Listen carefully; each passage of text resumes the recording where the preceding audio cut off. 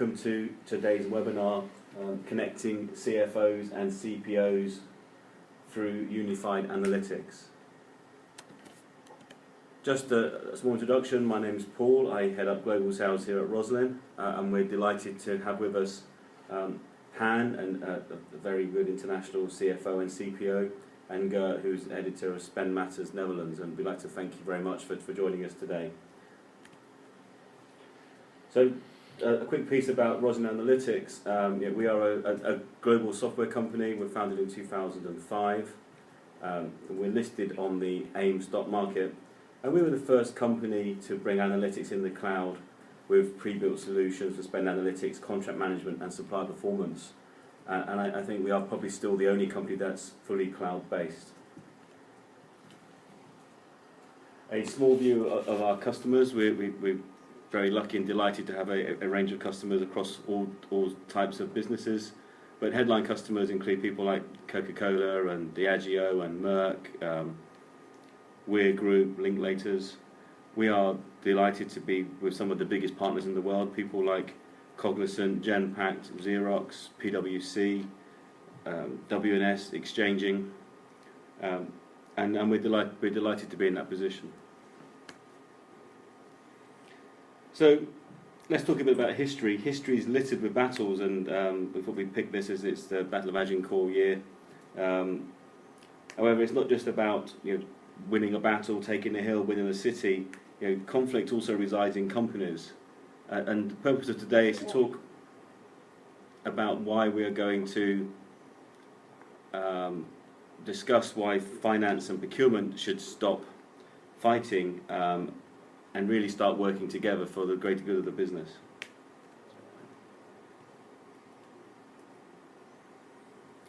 So, one of the CFO priorities, and this is from an EY survey done in very recently. It's very easy to see here that CFOs are focused on a variety of different areas for improvement, and you can see how effectiveness to finance is a big priority for them. And these are why they're making business decisions. These are the things that is important to them, and you can see global consistency is sort of quite small at the bottom. But if you looked at their level 1 priorities, they're very interesting and very big influences for their day-to-day business life. If we were to take the same view from a CPO, we'll see they have a different set of priorities. And this was from a Deloitte survey. But now we can see that consolidating spend, increasing competition, increasing the level of supplier collaboration, restructuring existing relationships, specification improvement. These things are top of their tree. Now it's quite clear that they're a completely different set of priorities to those of a CFO. So we can already see why there would be some conflict in an organisation where two key people have two different sets of priorities but all working towards a common goal. So if we were to look at CEO priorities, here we can see that they have to somehow align all this stuff together. After all, that they are the boss, they are the CEO. And we can see that 28% of those are focused on reducing cost structures. So that's cost reduction via finance, cost reduction via procurement. But easily you can see here, they have a different view. They look, their top priority is new growth strategies. How can we grow our business? Well, growing your business could be as simple as saving some money. So, there is now suddenly a synergy between a CFO, a CEO, and a CPO at the very top of the organisation.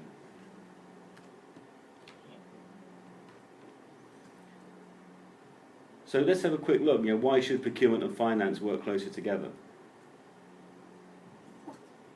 So, strategic and operational alignment delivers bigger results, and we can see that in any organisation where there's strong collaboration. Becoming more efficient and responsive to market forces. We're living in an ever-changing world, and we need to be more responsive, more light of foot. To eliminate duplicate efforts. So this is quite important here. We can't be working on 2 or 3 projects that are more or less identical, all the same, with different budgets, different stakeholders, different endpoints, but in fact they are the same efforts and the same projects. We know that collaboration promotes knowledge, and also there, there should be far more output. People should be working closer together. And, this is quite common sense, but we don't seem to be seeing it in business all the time. We should certainly maximise the existing information from management investments. People are investing a fortune in technologies, in data sets, in different sets of ERP systems. Again, there's a real need there for people to come together and maximise the investment that they're making.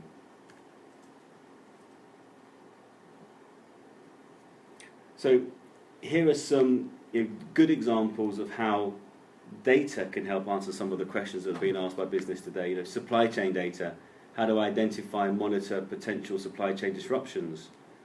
Spend data, how can I consolidate my supplier contracts to deliver greater spend efficiency?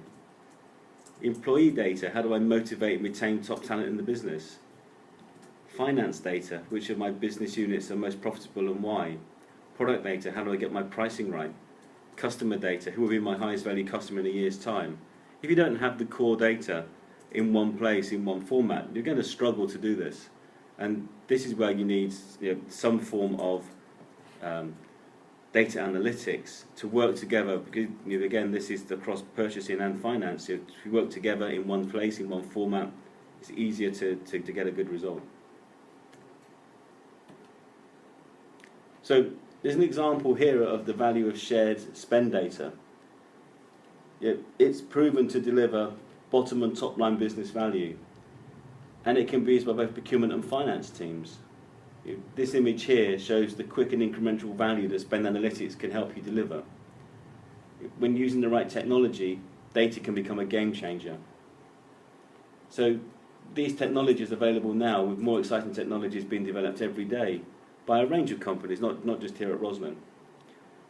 But certainly if we look at one or two of these, we can certainly see fraud analysis is key for finance, and supply performance management is key for procurement. They are very much interlinked, because you'll find if you have fraud in your business, it's probably something to do with an employee and a supplier. So supplier risk profiles, they are definitely procurement and finance. So there's some great examples here of how coming together, working together can deliver real business benefit. So let's look at the challenges and opportunities facing CFOs. And now I'm going to pass over to Han, who's going to share his thoughts with you.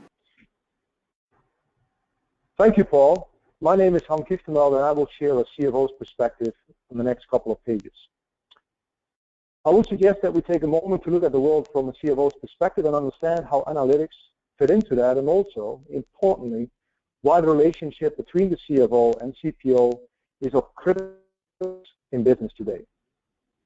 Let's take a look at the business landscape first, so we understand the drivers that shape behaviors and the role CFOs have to play within that.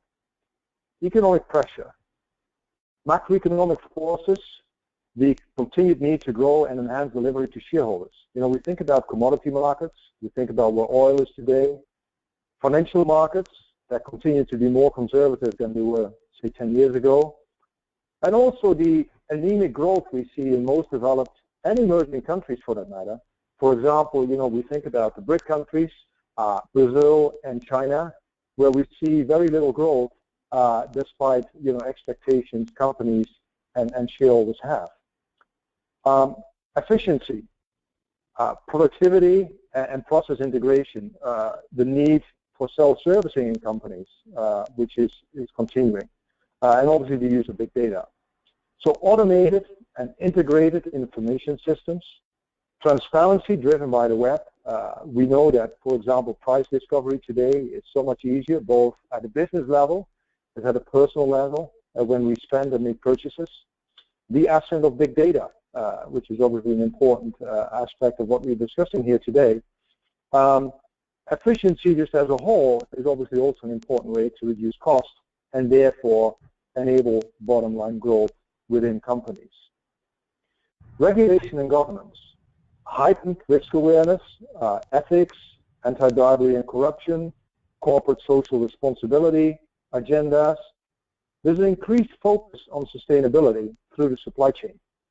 There's increasingly complex regional and global requirements, and companies are making longer-term commitments around, for example, corporate social responsibility and sustainability agendas. And lastly here, globalization. Supply chains tend to become more complex and extended through contract management, through subcontracting. Social media is another aspect of globalization. So low-cost country sourcing, we see the exposure companies have gotten themselves into through below standard ways of operating. We see the incidents in the apparel industry in Bangladesh, the food scares we've seen in China, and so forth. So these are very pertinent issues for companies. And obviously along with that, influenced by globalization, influenced by social media, is the changing customer demand. So let's go on to the next page and talk about the role a CFO plays. In my book, the modern CFO is very much expected to be the right hand to the CEO, a true business partner, in many cases holding responsibilities akin to a CEO role.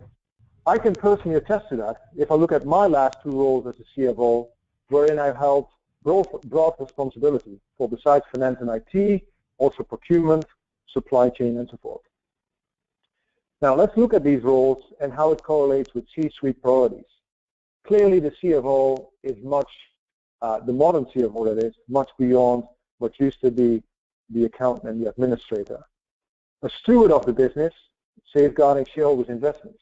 Extremely important to protect the value that has been already invested into the company and making sure that as a minimum is protected. As a strategist, need to partner with the CEO, with the other executive leadership in the company to enhance the value. We talked about bottom line growth, the ever need for, ever continuing need for growth, both at the top and the bottom line, and the strategy piece obviously plays an important part into that.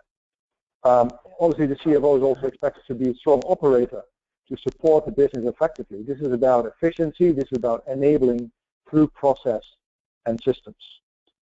And fourthly here, the catalyst role, driving business performance, which is around delivery of those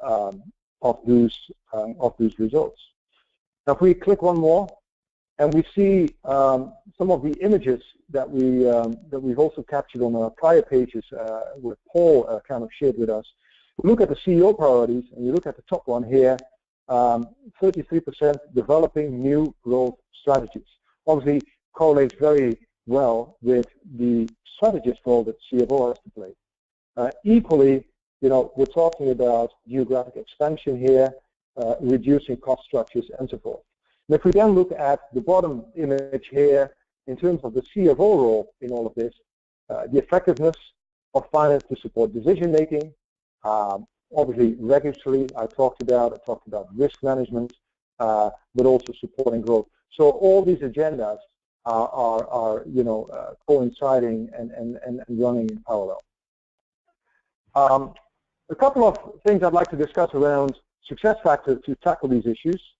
Because of the much broader role of the CFO and the issues businesses are facing, I see the following as key to success in the partnership between the CFO and CPO. As I indicated in my previous slide, oftentimes there is already a natural relationship between the CPO and the CFO due to the very notion that the CPO reports to the CFO. This does not mean necessarily that they're aligned or speak the same language. As we all know, CFOs are an external face to boards, to shareholders, to financial markets. And the CPO needs to understand how to be able to support it and be a key advisor to CFOs. So we talk about visibility and connectivity, making measures relevant, and moving to align objectives to internal budgets and profit lines. This seems obvious, but oftentimes there is a disconnect. The partnering, the CPO needs to stand in the shoes of stakeholders, speak a language, and move from an operator to a strategic influencer. Now, many CPOs have this aspiration. Many kind of express it, but in terms of walking that talk, there's still a far cry from that, and still a lot of the procurement operations are indeed very operationally oriented from a P2P process perspective. Risk management, price volatility, supply disruption. So it's really about an integrated risk agenda. It needs to obviously include supplier risk, price risk, reputational risk, and so forth, but making sure that the procurement risk piece is not a standalone agenda, but a truly integrated business agenda. And lastly, technology. In my view, the appetite to invest in data analytics and modeling capability is higher than ever. Obviously, it's easier nowadays. A lot of solutions are in the cloud.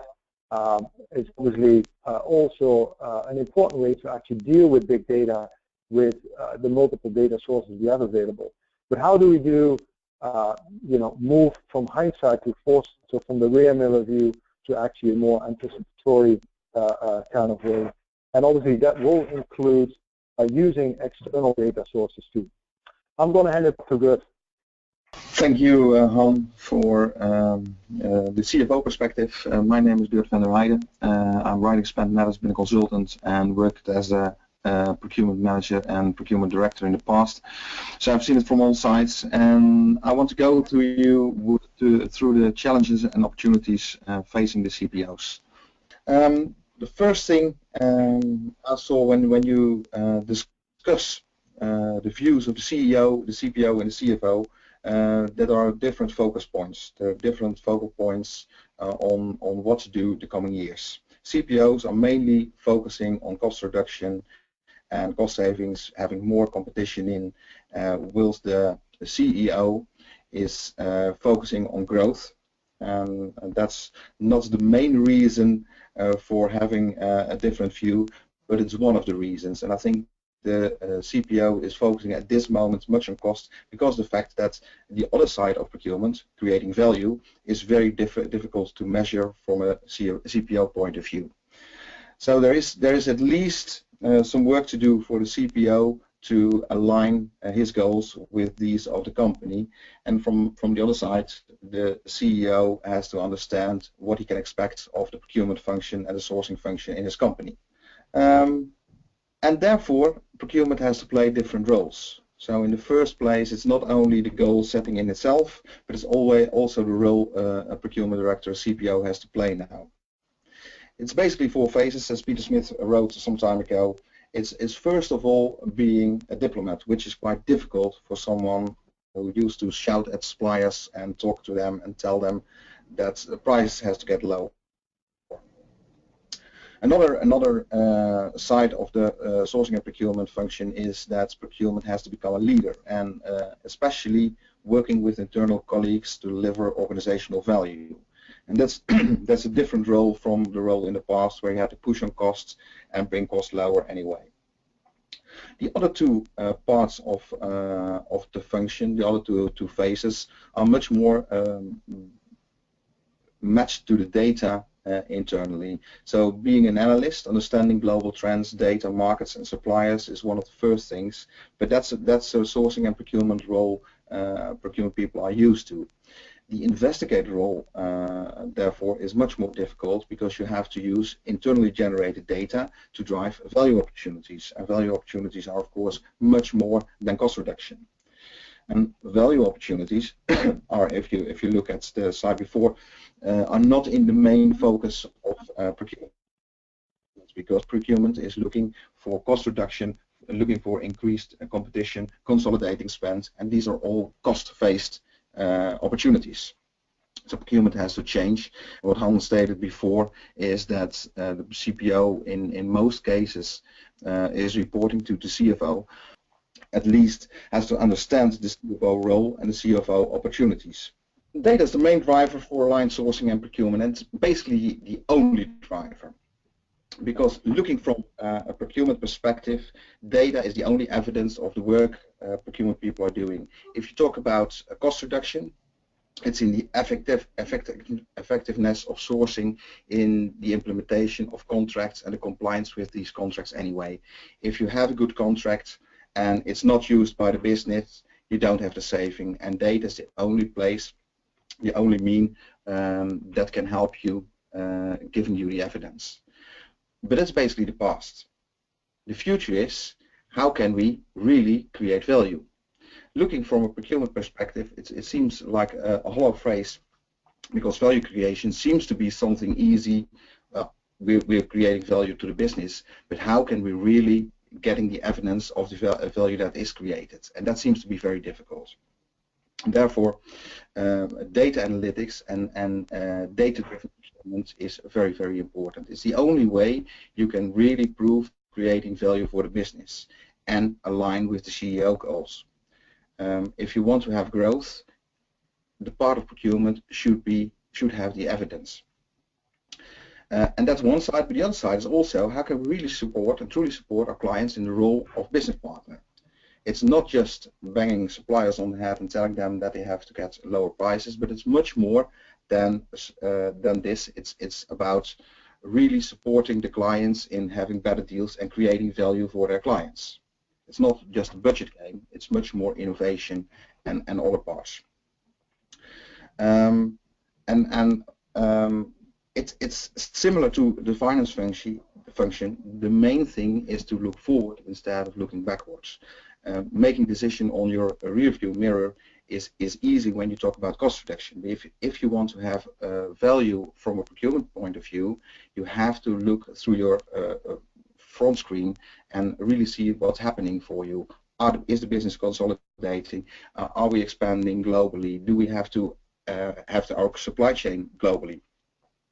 So the only way of getting sourcing procurement in the driver's seat and in the first place is to have good analytics as a mean with external data added to the standard data and the spend data to make good decisions. And the next thing is that you have to speak the language of the C-suite. Basically, CFO and CEO have the same understanding of what's going on, and that's quite difficult for a lot of CPOs. I'd like to hand over to Paul. Now we're looking at tips to help unify finance and procurement as this relates to supply chain data analytics. So I think it's very important, firstly, to agree the data sources. So, where is the data coming from? And if you want a single version of the truth, then we need to understand where our data is held, take it into one place, get into one format, make sure that data is then clean, deduped, and in a good state to use. Also make sure that we align our objectives and our targets so that we understand what we're trying to do here. We're all working for the same business, but clearly one is looking at bottom line profit, one might be looking at cost saving budgets. They will be different. I think it's very important to have the right KPIs in place and make sure that they're shared and equally bought into. And then speak a language that resonates both internally and externally with all the stakeholders involved in any project. Okay, the next thing is that you have to deploy a single analytics platform. It's one of the most made mistakes, I think, in between sourcing and finance, where we have two versions of the truth next to each other, and basically, to be honest, the only version of the truth is the truth of finance. So from a procurement point of view, you have to use the same data as finance is using, validated by finance, and the only way it can be done is to have the technology in place to support data analytics and do that together with both functions.